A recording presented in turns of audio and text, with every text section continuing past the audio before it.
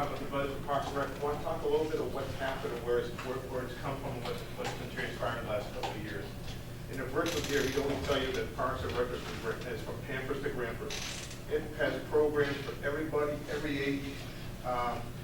It's for what gets done, for the amount of people it impacts, for the amount that's in that budget, it's really an incredible thing. What you're looking at here, you're looking at the pool at Royce. Last year, I don't know if everyone remembers the shape and condition of the pools. Here's what they look like today. When we went in, and part of the process last year, we went, the Parks and Rec Committee and the board went through a process where these pools were leaking. I believe one of them was doing 10,000 gallons a night or some ridiculous amount of water, okay? They were leaking out. And the lifeguards were sitting on the plastic, cheap Adirondack chairs that you buy at the local Walmart, etc., and they had a little umbrella stuff taped to them. So we went through a revitalization process in Parks and Rec that we were looking at the parks. Over the years, they have came into a condition where they needed to be revitalized. So this is what you're looking at today. So if we get the next slide, where we came from. I mean, that's what the inside of these pools look like. That's were the bathroom pictures that we showed you last year. But this is what our youth were going through and utilizing in our Parks and Rec. And if we go to the next shot, and here's what it looks like now. You're seeing Roy, you're seeing Barn, and I want to talk to you a little bit, about budgets and what's been going on overall. If you look at the bottom picture, you look at the shower, and you look at the sink in the bathroom, I'd like you to understand that every department has been doing some very interesting things in these times. This wasn't, in other words, they're going out and they're going in-house and doing and taking these repairs. These aren't all these sublet things where carpenters are coming in, etc. In fact, I won't speak too much to take up the chief's job, but you all heard that they're doing the roof on one of the fire buildings. I mean, everyone is doing different things out there trying to minimize what these budgets are. But that's what happens when you get groups together and working, and Parks and Rec got together with suppliers and people who assist, and this is what it looks like today. If I could, I just want to, Richard, you made a point, about an hour ago where the Board of Selectmen sometimes is forced to shift monies around. Well, we used road program monies because we had two pools that were in like horrific shape. And if we didn't do them, we wouldn't even be able to use them. So we shifted resources to get those pools fixed this spring so that in order for they could be open. Okay. Yeah. And you see this slide every year. This is pretty much the slide of all the programs that Parks and Rec provides. Now, when you go through some of these programs and you look at it, once again, remember, if you were to look at a sports budget for any type of athletic team, it would, and then you look at the budget of what Parks and Rec does to provide for these programs, there's a lot of volunteer help out there. There's a lot of people, it's not just a Parks and Rec deal.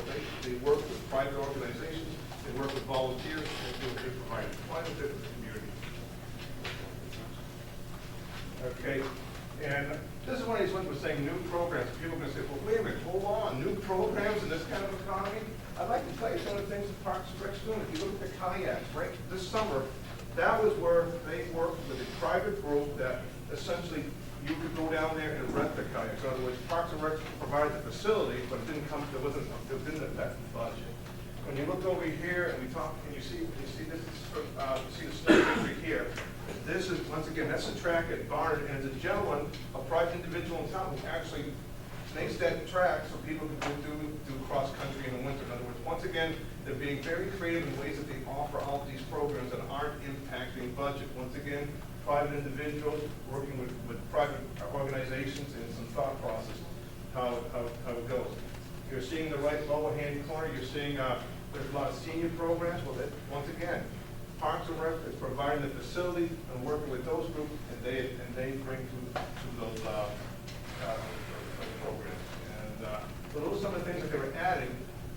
In other words, utilizing the most of the space we have with the people who are offering out there to help assist in these programs. These programs that we're talking about, the kayaks and the cross country, the seniors, etc. These had no impact on the budget, but they did go out and utilize it to try and affect those people who are out there. Go ahead. You're seeing our truck. The reason that we're showing some photos of the truck, this is one of the big items. I shouldn't say one, it is the only big item that Parks and Rec was looking for. Okay, essentially you're going to see that they're looking for a dump truck for $45,000. And first, I don't think anyone can look at this vehicle and say, hey, it has not served its life. In fact, we had one meeting, I was joking around a little bit, but it's, you know, they could put Sanford on the side of the door of this truck here. This thing's sad shape. Probably should even have our logo. The next question is going to be, well, why a dump truck? Okay, well, when you think about all the parts that Park and Rec takes care of, okay, all the fields, Surratt Field, Barnes Field, and all the leaves they pick up from the grass, every time they put something in this truck manually, they have to remove it manually. And essentially, if you talk about budgets, what's the most expensive part of this budget is going to be personnel. The Parks and Rec has expanded the amount of parks they're doing. They've actually brought on rails and trails, but you have not changed staffing. And so this is the part where you want to see where equipment is going to overtake, it's going to take the, you know, helping the necessary staffing. In other words, you're going to use equipment. And the timing, well, timing is the timing. You can't question that. So get a chance, go down there, take a look at this truck, and you know, it's past its prime. So anyway, so you're going to see that budget item in there, and you're going to ask why a dump truck. Once again, think of everything that they do every time they mow. They're picking up these clippings. Every time they pick up the leaves, it's all going in there. It has to come out. The other thing is, last year they were trying to take care of some of the edging around the tennis courts at Barnard, where you know, erosion, etc. This is what they need. And the other problem was, we actually thought about going into DPW and saying, hey, can we utilize one of their older trucks? Which is one of the thoughts we had looked at also. Well, needless to say, you went to the DPW one where we've gone from 10 years to a 12-year truck rotation, and then we didn't even rotate a truck, we're putting on pieces to their trucks. They don't have anything to give out either, because we gladly would have taken one of those, but there's nothing to come down and utilize. So we did look in-house for it, we could find that piece of equipment, and then we looked at the idea, do we want a pickup truck, or for the amount of leaves and things that we're picking up, does this make sense, you know, with the amount of manpower we have?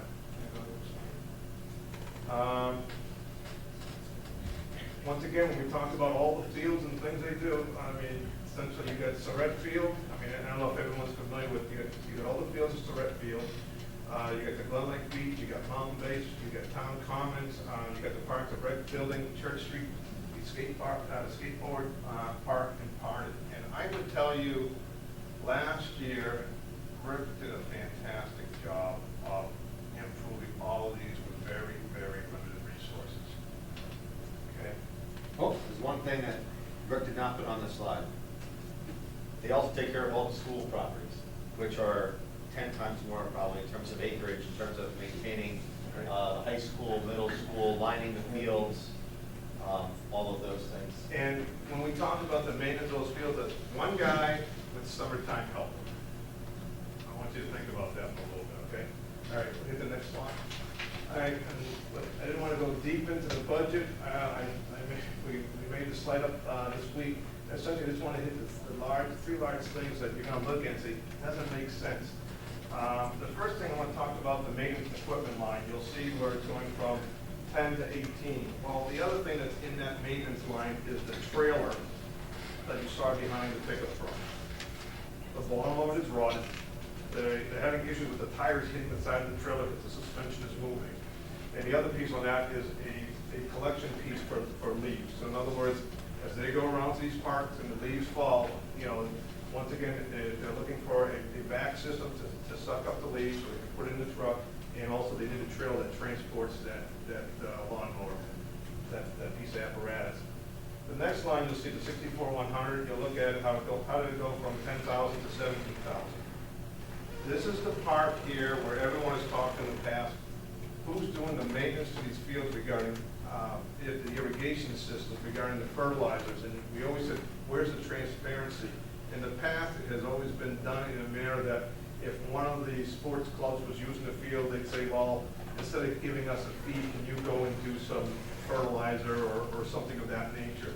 And over the last handful of years, and I actually say handful of years, I think it was there when I was on the budget committee almost 5 years ago when we first started this, was saying, well, geez, we would like to see the actual dollars of what it costs to maintain these fields.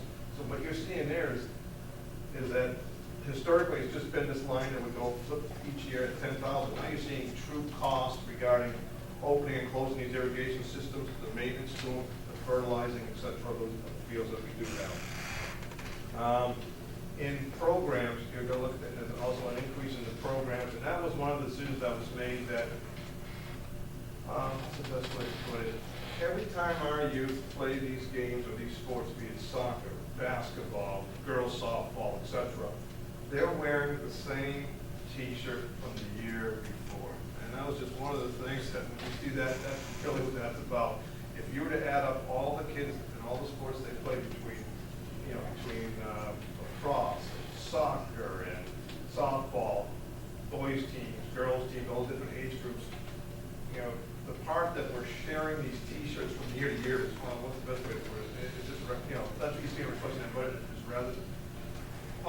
rather disgusting. I'll just say that and go from shirt to shirt. So those are the things that you're seeing within this budget. And I know I went through it a little quick, but, and Rick wasn't here, but feel free to get a hold of Rick at any time. And you go back, sir. Sure. Question? Yes. So, one, the numbers aren't balancing with what we're seeing. But one of the, it's off the same way some of the other programs go like 2000. But looking at the park operations, you're saying, well, that's the true cost. But when I look at the revenue projections, I see a fat zero there. I mean, if we were able to do those deals before, where the expenditures for those things. And I will touch base with that.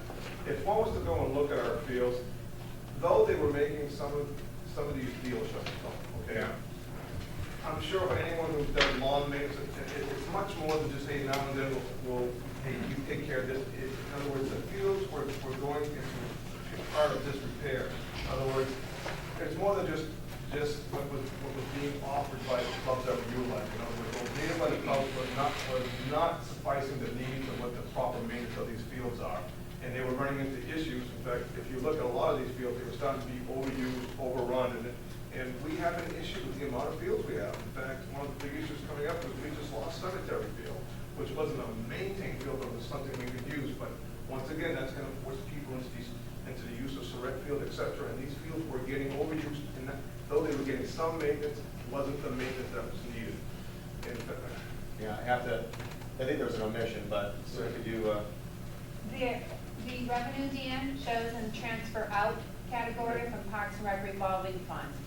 So there is a number in there, 24,000 something. Okay. And I wanted up in the top section. yeah, and I wanted to add Bottom something. on revenues. Yeah. Oh, transfer out. Okay, and Dan, I wanted to Got add. it. so you won't see it in parks. That's like $25,000. Right. Yes. And let me add some of the other things that are in 64-100 that weren't there in prior budgets. Everything that fallen this area, the porta potties, the Glen Lake and Surrett Field complexes. Obviously, we're working with the irrigation systems. Field and turf maintenance, in other words, we weren't getting the full treatments of fertilization, rub treatment, etc. Now you're seeing that reflection. The fields were starting to show that. And part of that also, if anyone's taken a look at Roy Park and Barn Park regarding the repairs that need to be done to the tennis courts, that's being reflected in that budget also. And the pavilion at Roy and Barn is one of the things also that's in there that where you saw the earlier photos of how they're taking care of the bathrooms and things at the pool. They want to do that same revitalization coming up this year for the Now those pavilions are very important to the programs in the summer also. In other words, when we have our youth programs in the summer, so that's next on the hit list. So what you're seeing from a Park and Rec then is every year they're looking at certain parts of revitalization. So you're seeing a little bit in there also. Is there any possibility that Parks and Rec and DPW could share one new dump truck instead of buying two? I would say no to that, simply because we've tried that already, where we've tried to borrow their dump truck, and many times it's not available. So the only option that is out there is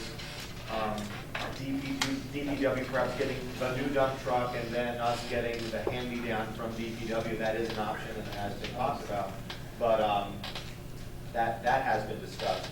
But the need for a dump truck, as Steve said, is that we keep on throwing more and more things online, and rather than trying to hire more help and doing it inefficiently, it's better for us.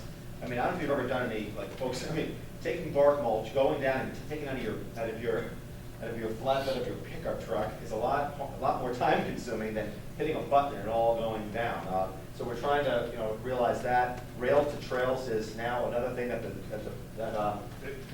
the Board of Selectmen has now charged Parks and Rec with maintaining. That's, clearing shrub, brush, things of that nature, filling, if there's any type of erosion, that would be something that Parks and Rec could do. So in that respect, I don't think they could share one at all. Didn't you say that, didn't Carl say that the DPW six-wheeler that we're replacing could not be Can I reversed? jump in for a little second?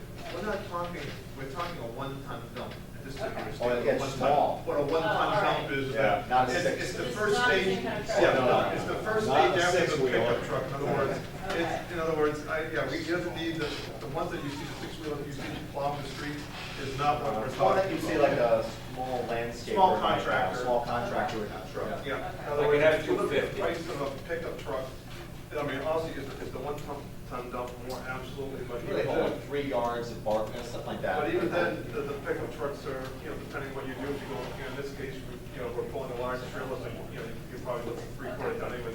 The dollar figure isn't as great as one for you. Now, this is one that Brian mentioned before, that, yeah, we may have a greater success rate at finding one on the used market.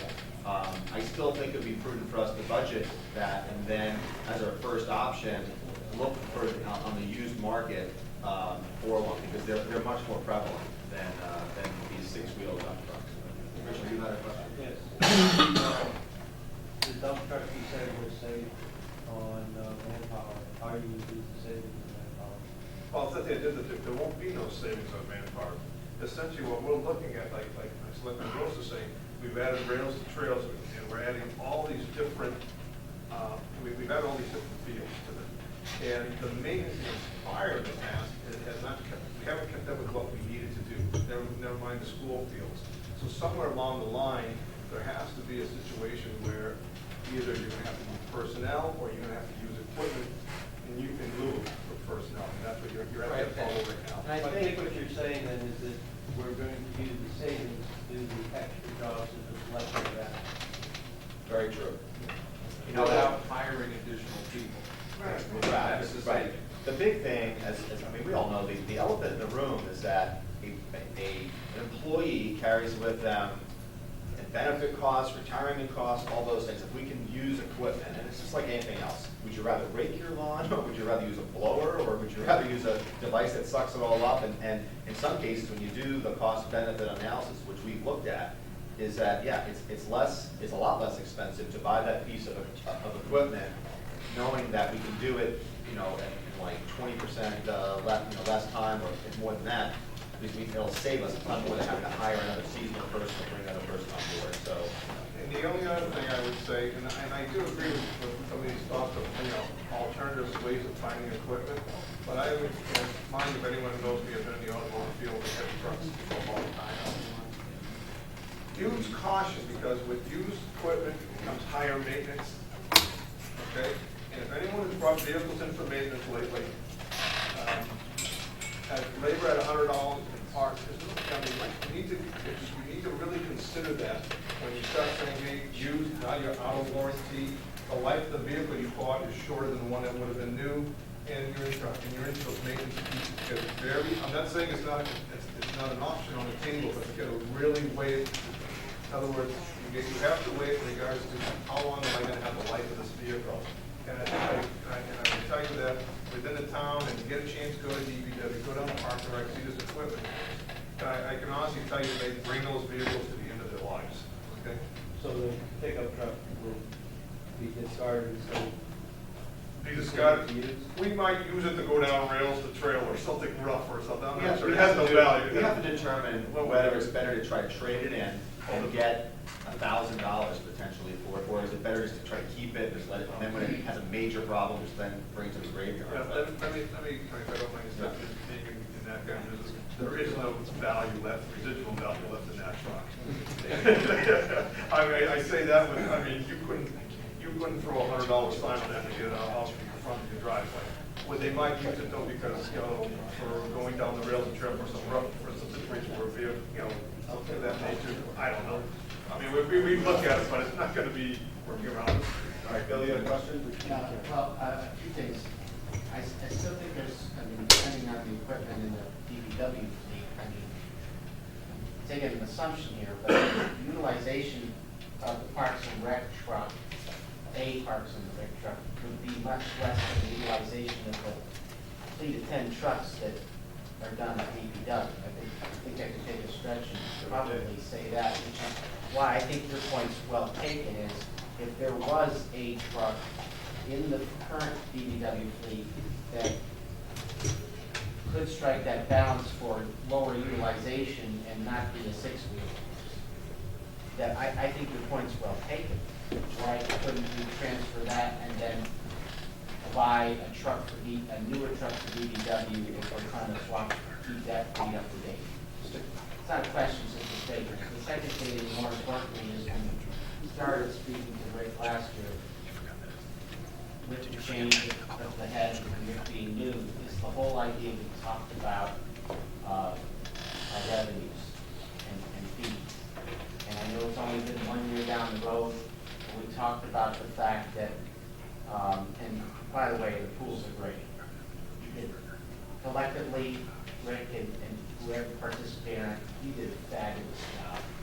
I think it's a great asset to the town, and I'm a big fan of what you did with the daily clock, but I just want you to know that it is recognized. So now, just like any other town, we have pools that are now, I think, at a level where they're something we should be proud of, but it also means that if we can, are we starting down the road and talking about the fee side of resident versus non-resident? We talked about T-shirts. People are gonna be in rec programs, well, we don't have to charge them the moon and stars. If a child's participating, it's logical that you could charge a nominal fee for a new T-shirt. And also the fact that, just as they're doing in Bedford, people who want to use the pools and are out from outside the town, there is an expectation that they'll have to pay something. Are we getting to the point where we can start looking at those kind of things? Because right now, I don't see it. We are, and I will tell you that there are fees for almost every program that we have in terms of its organized programs, whether it be lacrosse, girls softball, soccer, basketball, just started up. Right now, those fees are mostly they range from $20 to $45 per season. And Parks and Recreation will be revisiting that in their November or December meeting, and they'll have a public hearing because they're going to propose increases too. They did generate, and I just don't want to be quoted on this one. I believe it's around $40,000 to $50,000 in revenues from fees, of which they've used about half that to go towards their operating budget, et cetera. And they're looking to make changes to, they're trying to offset some of these budget increases with fees. And I think that's the point that you're trying to drive at. The use of the pools has been a controversial one in that we have long been told that the reason why we don't charge for our pools is because we took federal grant money. This is what's been told to me. We took federal grant money to build the pools, and therefore there was a stipulation that we could not charge for them. I don't know if that's true. This is something that's been told over and over and over again, and I will certainly relay that back to the Parks and Rec Commission to investigate that. And there are a lot of communities that do charge out-of-town residents to use their pools. We do charge, by the way, we charge more money. I believe it's $10 more. Again, it's $20 for, say, a basketball program resident, $30 non-resident. So there is a differentiation between if you're a resident or non-resident for all of our programs. The pools is pretty much the one thing where it's open to anyone.